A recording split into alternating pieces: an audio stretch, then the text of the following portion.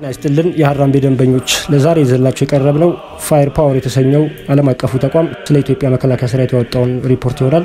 አብራችሁን ቆዩ።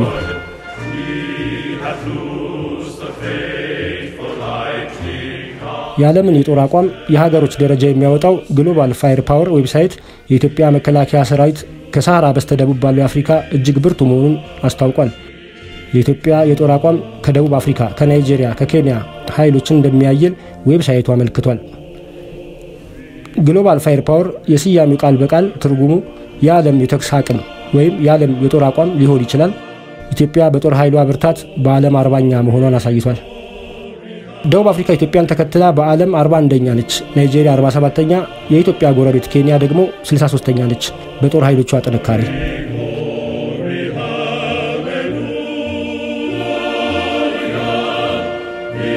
በጥናቱ ውስጥ ከታቀፉት 106 የዓለም ሀገሮች መካከል ኤርትራ የለችም። አጠቃላዩን የአፍሪካ አቋም የዳሰሰው ይኸው የግሎባል ፋየር ፓወር ሪፖርት በአፍሪካ እጅግ ኃያል የሚባለው የግብጽ ጦር ነው። በዓለም በ13ኛ ብርቱ ተብሎ የተመዘገበው ነው። የግብጽ ጦር በሰሌዳው ላይ የሰፈረው ነባር ከሚባሉ የአካባቢ ኃይሎች ከፓኪስታን፣ ከብራዚል፣ ከጣሊያንና ከእስራኤል ጋር መሳ ለመሳ በሆነ በአንድ ሰልፍ ውስጥ ይገኛል። የኢትዮጵያ ጦር ይህ ስለ ዓለም የኃይል ሚዛን አንጻራዊ የሆነ ግንዛቤ ያስጨብጣል የተባለ የግሎባል ፋየር ፓወር የጦር ብርታት ደረጃ የወጣው ዌብሳይቱ ባልደረቦች በተሰበሰቡ፣ በተጠራቀሩ፣ በተጠኑና በተተነተኑ ማንም ሊያገኛቸው በሚችል መረጃዎች ላይ ተመስርቶ ነው። ለመሆኑ የምስራቅ አፍሪካ የዛሬ የኃይል ሚዛን ምን ይመስላል? ፒተር ሃይላንድ የተባለ በለንደን የሚገኘው የስልታዊ ጥናቶች ዓለም አቀፍ ኢንስቲትዩት ወታደራዊ ተንታኝና በተለይ የምስራቅ አፍሪካ ገጽታ ባለሙያ ወደ ሆኑት ጄምስ ሃኬት ደውሎ ጠይቋቸው ነበር።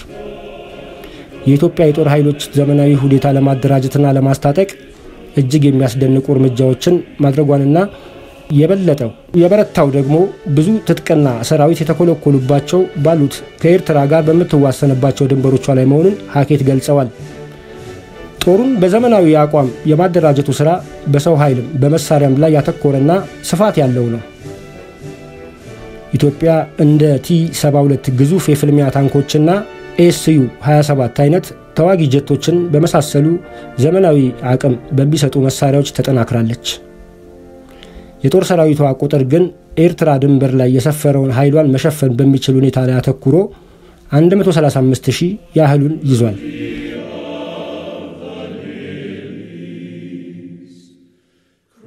ለሀገር ውስጥ ጸጥታ ቅድሚያ ብትሰጥም ድንበር ዘለል ለሆኑ የተራዘሙና በመካሄድ ላይ ላሉ ዘመቻዎችም ወታደሮችን ታሰማራለች። ይህ ሁኔታ ከበድ ያለ ፈተና የሚደቅንባት ቢሆንም ረጅም ዕድሜ ካስቆጠረው የሀገሪቱ ሰላም የማስከበር እንቅስቃሴዎች ተሳትፈዋ ባካበተችው ልምድ ይህንን ችግር እንዳመጣጡ ለመያዝ ትችላለች ብለዋል ሃኬት። ይህ የግሎባል ፋየር ፓወር ዌብሳይት ደረጃ አመዳደብ ቀልብን የሚስብ ቢሆንም አሉ ሃኬት፣ በአጠቃላይ ወታደራዊ አቋም ግን ኢትዮጵያ ዘንድሮ በእውኑ ከደቡብ አፍሪካ አየላለች ብሎ ለመደምደም ይከብዳል።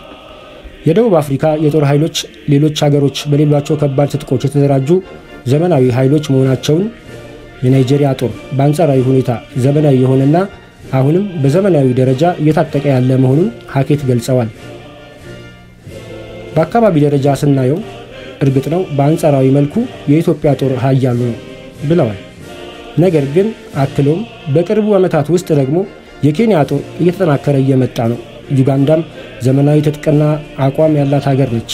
ስለዚህ ኢትዮጵያን በአካባቢው ደረጃ በአንጻራዊነት የበለጠ ኃይለኛ መሆኗን መናገር ይቻላል የሚለውን አስተያየት ለመቀበል ያዳግታል ብለዋል። በአህጉር ደረጃ ግን የጦር ኃይሏ እጅግ ኃይለኛው ነው፣ አስቸጋሪም ነው ብለዋል።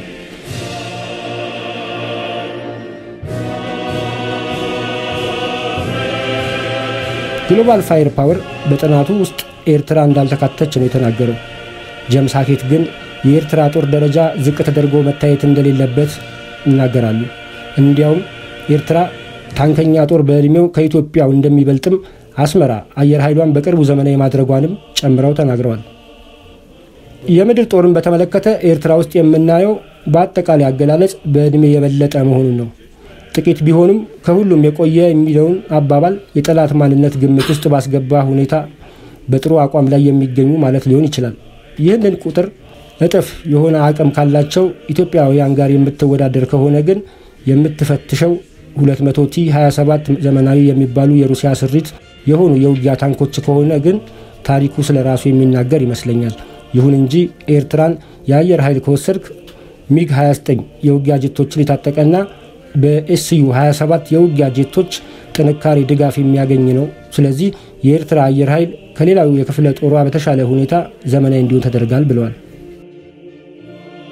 በሌላ በኩል ደግሞ የስልታዊ ጥናቶች ዓለም አቀፍ ኢንስቲትዩቱ ጄምስ ሃኬት አክለውም እንደ ማስታወሻ በሰጡት የኢትዮጵያ የጦር ኃይሎቿ የጎሳ ስብጥር የሰፋ እንዲሆን ጥረት ተደርጓል። በዚህ ምክንያት የትግራይ ጎሳ አባላት የሆኑ እጅግ ብዙ ወታደሮችን ማሰናበቷንም አመልክተዋል። አዲስ አበባ የጦሩና የዘር የሃይማኖት ስብጥርን ለማስፋት ይዛዋለች ያሉት አካሄድ ሃኬት ቢያሞጋግሱትም ውጤቱ ምን እንደሚሆን ግን ዛሬ ላይ ሆነን ለመናገር ጊዜው እጅግ ማለዳ ነው ብለዋል። ይህን ስራ ገና በሂደት ላይ ያለ ነው ብለዋል ሃኬት ለዚሁ በሰጡት ትንታኔያቸው።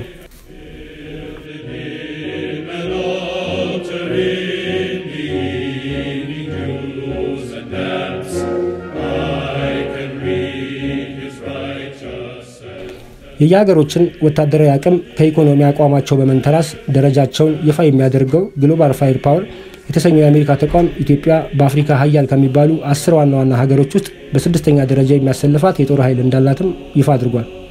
ተቋሙ ባስቀመጣቸው 55 ልኬቶች ደረጃዎችና መደቦች መሰረት ኢትዮጵያ በግብጽ፣ በአልጄሪያ፣ በደቡብ አፍሪካ፣ በናይጄሪያና በአንጎላ ተቀድማ ከአፍሪካ ስድስተኛ ደረጃ ላይ ተደልድላለች። ኢትዮጵያ ይህንን ደረጃ የያዘችው ከቀደመው ደረጃ ወጥታ ወደታች ወርዳ ሲሆን በዓለም አቀፍ ደረጃ ንጽጽር ተደርጎባቸው ደረጃ ከተቀመጠላቸው 136 ሀገሮች ውስጥም በ51ኛ ረድፍ ላይ ትገኛለች። ግሎባል ፋየር ፓወር እንደ አውሮፓውያን አቆጣጠር በ2019 ጀምሮ ወታደራዊ ትንታኔዎችን በማውጣት ዘመናዊ ጦር የታጠቁ 136 ሀገሮችን ማነጻጸር የጀመረ ሲሆን ከነዚህ ሀገሮች ውስጥ ኢትዮጵያ አንዷ መሆኗን በደረጃ ተመድባለች።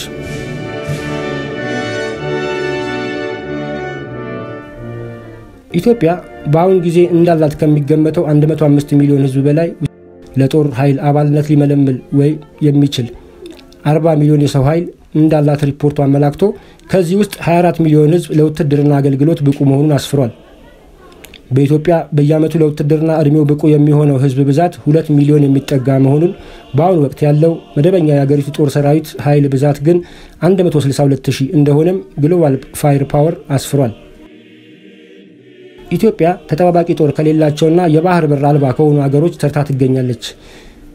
ከዚህ በተጨማሪ 80 የጦር አውሮፕላኖች እንዳሏት ከነዚህ 48 ተዋጊና ቦምብ ጣይ አውሮፕላኖች መሆናቸውን 42 የመጓጓዣ 14 የስልጠና እንዲሁም 33 ሄሊኮፕተሮች እንዳሏት ከነዚህ ውስጥም 8 የውጊያ መሆናቸውን በሪፖርቱ ተመልክቷል። በተጨማሪ 800 የውጊያ ታንኮች፣ 800 ብረት ለበስ ወታደራዊ ተሽከርካሪዎች፣ 183 ሮኬት ተወንጫፊዎችና ሌሎች ወታደራዊ መሳሪያዎችን በመታጠቅ በአፍሪካ ሀያል ከሚባሉ ሀገሮች ተርታ መግባቷን ለመከላከያ የምትመድበው ዓመታዊ በጀት ከ340 ሚሊዮን ዶላር በላይ እንደሆነም በሪፖርቱ ተጠቅሷል።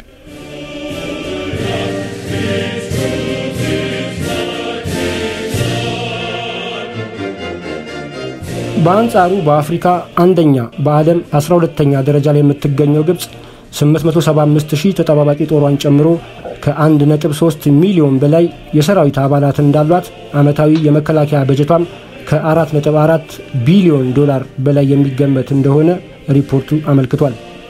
ከ1132 በላይ የጦር አውሮፕላኖች ያሏት ግብጽ 309 ተዋጊ አውሮፕላኖች እንዳሏት ተጠቅሷል። 269 ሄሊኮፕተሮች፣ 5000 ያህል ታንኮች፣ ከ15000 በላይ ብረት ለበስ የጦር ተሽከርካሪዎች፣ ከ1200 በላይ ተወንጫፊ ሮኬቶች አሏት ተብሏል። ከዚህ ባሻገር 6 ባህር ሰርጓጆች፣ 2 አውሮፕላን ተሸካሚ መርከቦችና ከ320 ያላነሱ የባህር ኃይል የውጊያ ስኳዶች የገነባች ሀገር ተብላለች። በአጠቃላይ በጦር ኃይል ልዕልና መለኪያውና በደረጃ አወጣጡ ላይ 55 መሰረታዊ መነሻ ነጥቦች ተብለው ከተቀመጡት ዋነኛ ይዘቶች መካከል የወታደር ብዛት፣ የጠቅላላው ሕዝብ ብዛትና ለውትድርና ከሚፈለገው ውስጥ ለአገልግሎት ብቁ የሆነው የሰው ኃይል ብዛት፣ በየዓመቱ ለአቅመ ውትድርና የሚደርሰው የሰው ሀብት ብዛት፣ በውትድርናው መስክ ንቁ ተሳትፎ የሚያደርገው የሰው ኃይል ብዛት፣ በንቃት የሚጠባበቅ የወታደር ኃይል ብዛት የሚሉት በሰው ኃይል መመዘኛ መስክ የሚጠቀሱ ናቸው።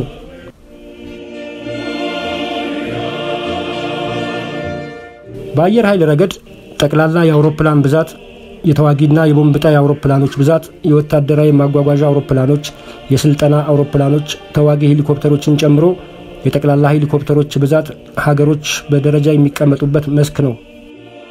ከዚህ በተጨማሪ የተዋጊ ታንኮች፣ የብረት ለበስ ጦር ተሽከርካሪዎች፣ የሮኬት ማስወንጨፊያዎች፣ በባህር ኃይል መስክም የአውሮፕላን ተሸካሚ መርከቦች፣ ተዋጊዎች፣ ሰርጓጆች፣ የፓትሮልና ሌሎችም የጦር ኃይል ስምሪት የሚውሉ መርከቦች ያሏቸው ሀገሮች በደረጃው እንደያቀማቸው ተቀምጠዋል።